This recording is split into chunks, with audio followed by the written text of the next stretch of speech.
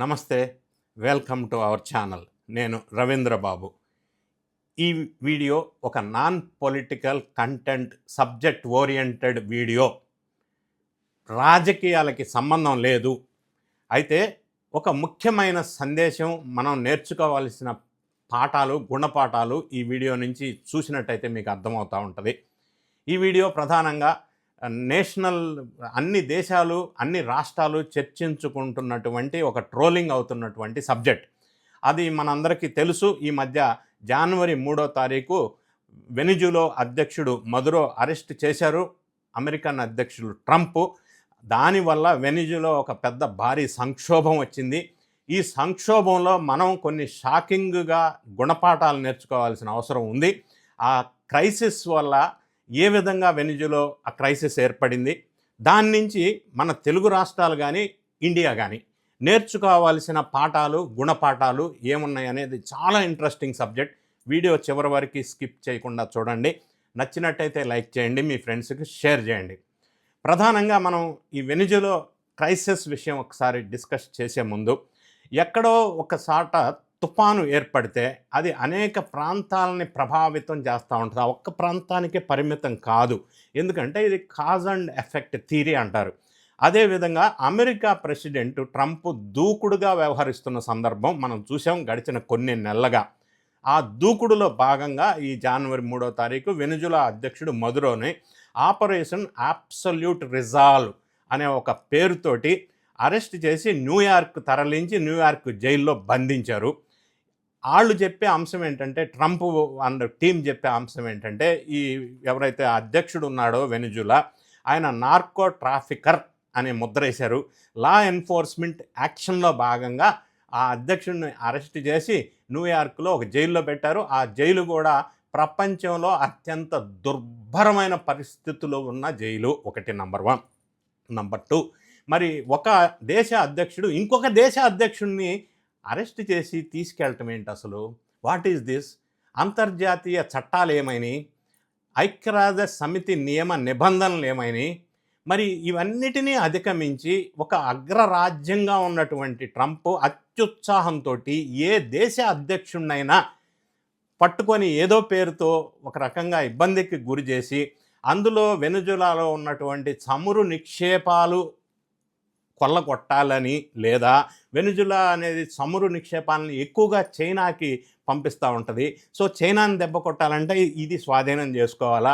ఇట్లా రకరకాల వ్యూహాలతోటి, కుట్రలతోటి భాగంగా ఈ వెనిజులా అధ్యక్షుడిని అరెస్ట్ చేసి తీసుకెళ్లారు. అంతటితో ఆగకుండా ట్రంప్ అంటున్నారు, మెక్సికోని, కొలంబియాని, తర్వాత క్యూబాని, ఇంకొకటి గ్రీన్లాండ్, వీటన్నిటి నెక్స్ట్ టార్గెట్ చేస్తా అని కూడా ఒక హెచ్చరికలు కూడా చేస్తున్నారు. అంటే ఒక దేశం అధ్యక్షుడు ఇంకొక దేశ అధ్యక్షుడిని ఈ విధంగా చేయటం ఎంతవరకు కరెక్ట్ అనేది దీని మీద భిన్న స్వరాలు వినిపిస్తూ ఉన్నాయి.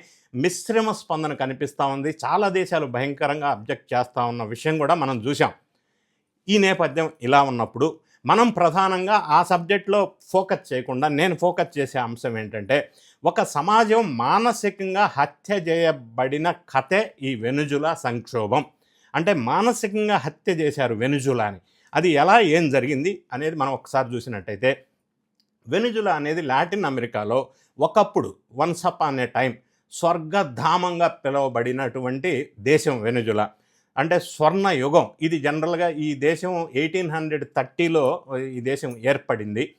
మరీ ముఖ్యంగా 1970 నుంచి 1999 మధ్యలో ఇది ఒక స్వర్గధామం కాదు, స్వర్ణ యుగం అని, ఈ లాటిన్ అమెరికాలో ఫాస్టెస్ట్ గ్రోయింగ్ నేషన్ అని, ప్రపంచంలో టాప్ 10 ఆర్థిక వ్యవస్థలో ఇది ఒకటి అని ప్రధానంగా దేశం మీద ఉన్నటువంటి అప్పట్లో మంచి ఇంప్రెషన్ ఆ విధంగా ఉండే. ఇదే విధంగా ఈ వెనిజులా అనేది టూరిజం పేరు చెప్పగానే వెనిజులా పేరు గుర్తొచ్చేది. అదేవిధంగా మరీ ముఖ్యంగా దీని బ్రాండ్ ఇమేజ్ ఉండేదంటే, అందాల పోటీలు వ్యవహారంలో ఎక్కడ అందాల పోటీలు జరిగినా వెనిజులా దేశానికి సంబంధించిన వాళ్ళు అందాల పోటీలో ముందు ఉండేవాళ్ళు. మరి యూత్ ఉద్యోగ ఉపాధి అవకాశాల కోసం క్రేజీగా ఎదురు చూస్తూ వెళ్ళాలి అని ఆశించే దేశం, డ్రీమ్ ప్లేస్ వెనిజులా. అటువంటి ఈ దేశం వెనిజులా ఈరోజు ఈ స్థాయికి పతనం అయిపోయింది. ఈ పతనం కూడా మానసిక నేరంతో మొదలైంది. దీని పతనానికి ఏ స్టెప్స్ వైజ్ పతనం అయింది.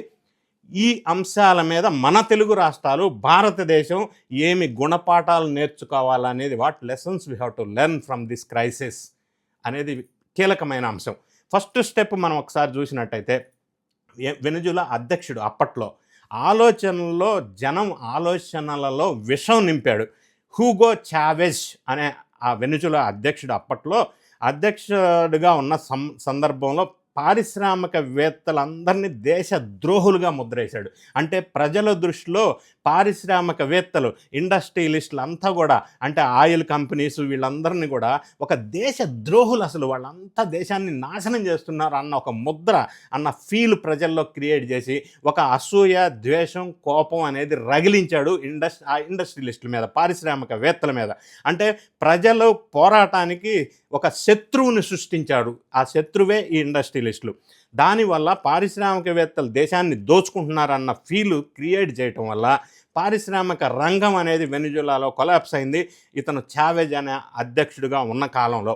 సో ఇప్పుడు ఇండియాలో కూడా ఎవరైతే పారిశ్రామికవేత్తలని బెదిరిస్తున్నారో, పారిశ్రామికవేత్తలని, పెట్టుబడిదారుల్ని బెదిరించి రానివ్వకుండా చేస్తున్నారో, అటువంటి సంఘటనలు జరిగితే వెనిజులా మొదటి ఎగ్జాంపులే మనం కేర్ఫుల్గా ఉండవలసిన అంశం. మొదటి అంశం. రెండో అంశం, ఈ వెనిజులా అధ్యక్షుడు అప్పట్లో చావెజ్ అనే అతను రక్షకుడు అవతారం ఎత్తాడు. అంటే ఒక లీడర్గా ఉండవలసిన ఇతను లీడర్గా కాకుండా రక్షకుడుగా అవతారం ఎత్తాడు.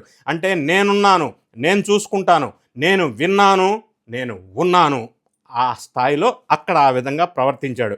వాళ్ళు అంతు చూస్తాను నా మాట వినకపోతే అన్న భయభ్రాంతులకి గురి చేశాడు.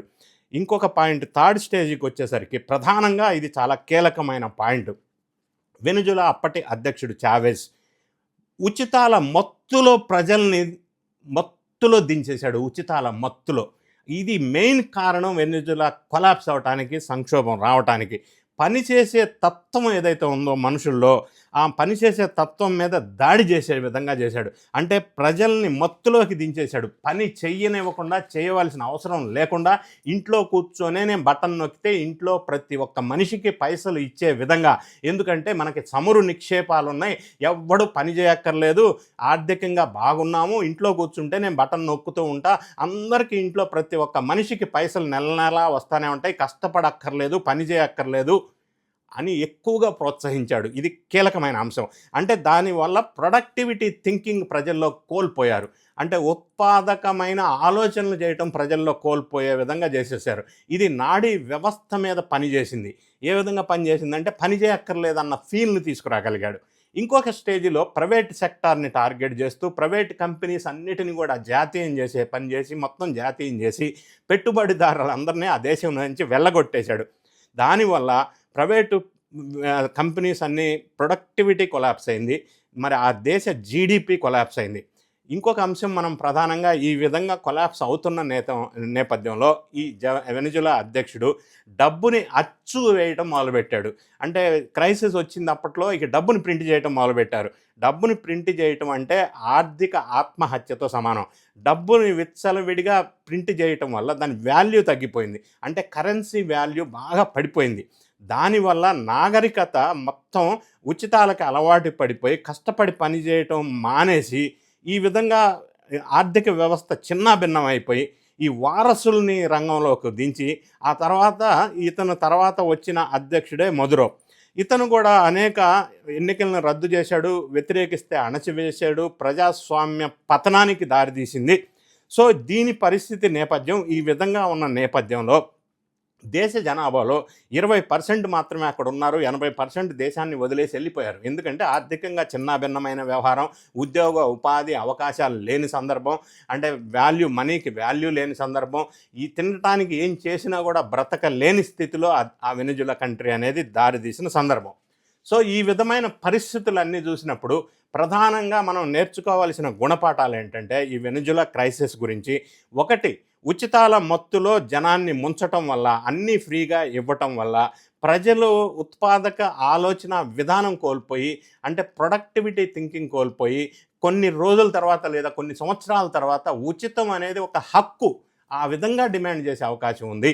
ఇంకా ముఖ్యంగా చెప్పాలంటే ఈ మధ్యకాలంలో భారతదేశ ఉపరాష్ట్రపతి, మాజీ ఉపరాష్ట్రపతి వెంకయ్య నాయుడు గారు పలు సందర్భాల్లో మాట్లాడుతూ ఉచితాల మీద ఆయన తీవ్రమైన ఘాటైన విమర్శలు చేశారు. ఆయన ఏమన్నారంటే, ఉచితం అనేది ఫ్రీ బస్సెస్ కానీ ఇంకా సంథింగ్ అందరూ ఎవరు ఏదంటే అది ఇవ్వటం, ఉచితంగా ఇవ్వటం కరెక్ట్ కాదు. తెలుగు రాష్ట్రాలు ఆలోచన చేయాలి. విద్య, వైద్యం మాత్రమే ఉచితంగా ఉండాలా. ఈ రిమైనింగ్ ఈ స్కీమ్స్ అన్నిటినీ ప్రజలకి డబ్బులు ఇచ్చి అన్నీ ఉచితంగా ఇవ్వటం కరెక్ట్ కాదు అని చెప్పి వెంకయ్య నాయుడు గారు పలు సందర్భాల్లో ఓపెన్గా పబ్లిక్లో ప్రస్తావించిన అంశం కూడా మనం గుర్తుపెట్టుకోవాలా. ఎవరికి ఇవ్వాలో ఉచితం, ఎవరికి ఇవ్వకూడదు అనే విచక్షణ లేకుండా ప్రతి ఒక్కరికి ఇవ్వటం అనేది కరెక్ట్ కాదు. అది కొద్దిగా కేర్ఫుల్గా చాలా స్ట్రిక్ట్గా ఇవ్వకపోతే, ఆ విధంగా చేయకపోతే, అందరికీ ఇచ్చే ప్రయత్నం చేస్తే ఈ విధమైన పరిస్థితి జనంలో ఆలోచనలో ఏమీ చేయకుండా పోయే పరిస్థితి వస్తే అది దేశానికి, రాష్ట్రానికి మంచిది కాదు అనేది మనం నేర్చుకోవాల్సిన అంశం.